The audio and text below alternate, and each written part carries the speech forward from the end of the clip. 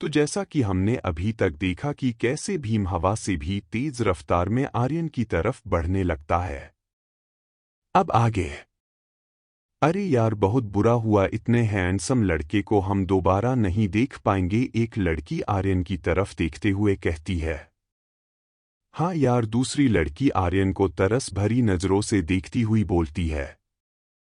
इसी सब के बीच भीम और उसके सभी क्लोन के हाथों में एक हथौड़ा आ जाता है, जो कि दिखने में बहुत ही खतरनाक लग रहा था।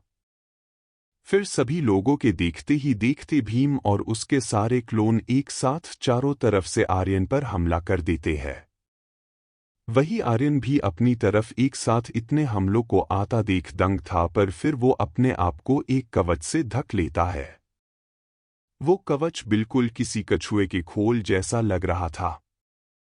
दरअसल आर्यन ने ये कवच भी अल्हारा के खजाने में से जाते जाते ले लिया था।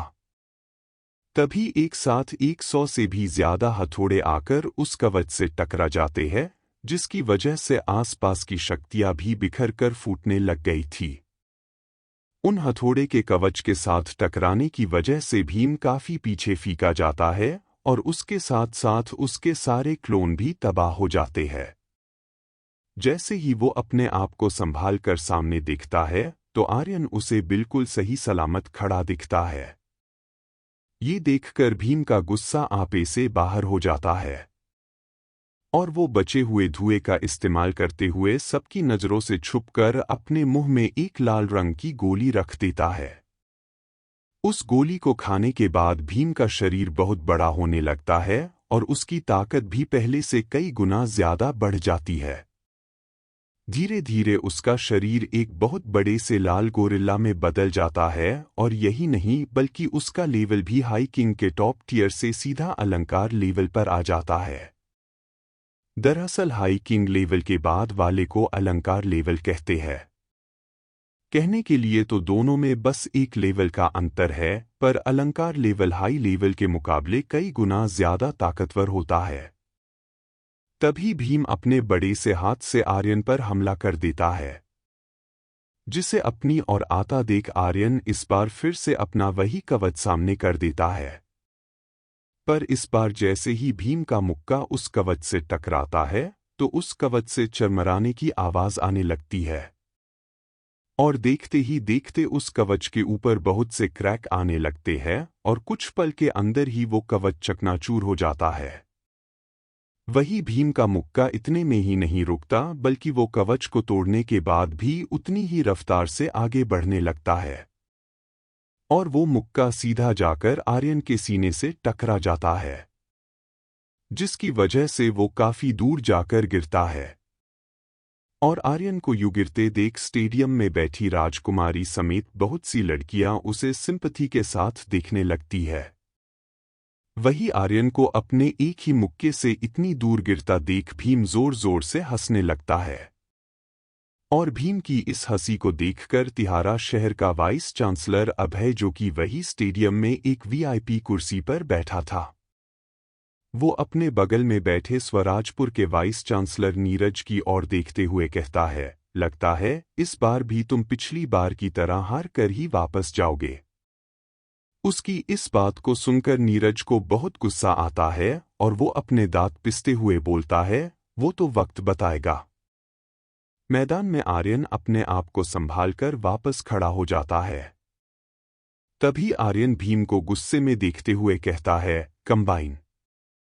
और इसके इतने कहते ही प्योर ड्रैगन एक रोशनी में बदलकर आर्यन के शरीर में चले जाता है और उसके आर्यन के शरीर में जाते ही उसकी पीठ पर 2 सफेद रंग के पंख आ जाते हैं और उसका पूरा शरीर एक सफेद रंग के कवच से ढक जाता है और फिर वो पलक झपकते ही भीम के सामने आकर खड़ा हो जाता है।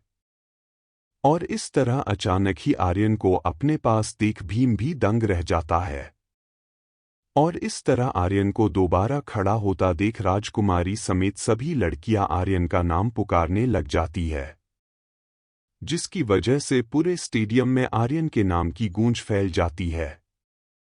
तभी आर्यन अपना मुक्का भीम की तरफ बढ़ा देता है और आर्यन को उसकी तरफ अपना मुक्का बढ़ाते देख भीम भी अपनी पूरी ताकत से एक मुक्का बनाकर उसे आर्यन के मुक्के की तरफ भेज देता है। और जैसे ही वो दोनों मुक्के एक दूसरे से टकराते हैं, जो पूरे स्टेडियम में एक धड़ाम की आवाज गूंज जाती है। और वही दोनों के मुक्कों के टकराने की वजह से दोनों 2 से 2 कदम दूर फिके चले जाते हैं। तभी भीम अपने हाथों से अजीबो-गरीब सील बनाने लगता है, जिसकी वजह से आसपास की सभी शक्तियां जाकर भीम के शरीर में समाने लगती है। और धीरे धीरे वो शक्तियां उसके हाथों की तरफ जाती दिखाई देने लगती है। फिर वो चिल्लाते हुए बोलता है, मायावी अजगर। और भीम के ऐसा बोलते ही वो सारी शक्तियां एक साथ मिलकर एक बहुत बड़े अजगर का रूप ले लेती है, जो कि एक पहाड़ जितना बड़ा था। तभी वो बड़ा सा अजगर आर्यन की तरफ देखते हुए फुफकारने लगता है। और अपने सामने इतने बड़े अजगर को देख आर्यन भी अपने हाथों को एक दूसरे से मिलाने लगता है। और जैसे जैसे उसका हाथ एक दूसरे से मिलते जा रहा था, वैसे वैसे उसके हाथों सीख लाल रंग की रोशनी निकलकर एक दूसरे से मिलती जा रही थी। तभी भीम अपने अजगर को आर्यन की तरफ छोड़ देता है। और उस अजगर को अपनी तरफ आता देख आर्यन के हाथों की रोशनी भी जल्दी जल्दी मिलना शुरू कर देती है। और जल्द ही वो रोशनी एक कमल का रूप ले लेती है। और जैसे ही वो कमल तैयार होता है तो आसपास का तापमान बहुत बढ़ जाता है। तभी आसमान में एक आदमी उस कमल की ओर देखते हुए कहता है, अनंत रोशनी। ठीक उसी वक्त आर्यन अपने हाथों के कमल को उस अजगर की तरफ छोड़ देता है। जैसे जैसे वो कमल उस अजगर की तरफ बढ़ते जा रहा था, वैसे वैसे आसपास की शक्तियों में कंपन तेज होने लग रही थी। ये क्या चीज है? स्टेडियम में बैठी एक लड़की आर्यन के कमल को देखते हुए बोलती है। तभी उस कमल के अंदर की शक्तियों को महसूस कर वीआईपी कुर्सियों लोग भी हैरानी के मारे खड़े हो जाते हैं। आखिर ये कैसे हो सकता है? इसकी शक्तियां तो अभी अभय ने इतना बोले ही था कि उसकी बात को काटते हुए वाइस चांसलर नीरज बोलते हैं, ये तो अनंत रोशनी है। और इसकी वजह से उनके चेहरे पर एक चमक आ जाती है और वो अभय को मुस्कुराते हुए कहते हैं, लगता है हारने की बारी अब तुम्हारी है। और उसकी बात सुनकर अभय कुछ बोल नहीं पाता, क्योंकि वो भी अच्छी तरह से जानता था कि अनंत रोशनी कितनी ताकतवर हो सकती है। तो क्या होगा आर्यन और भीम के मुकाबले का अंजाम? जानने के लिए देखते रहिए जादूगरों का जादूगर।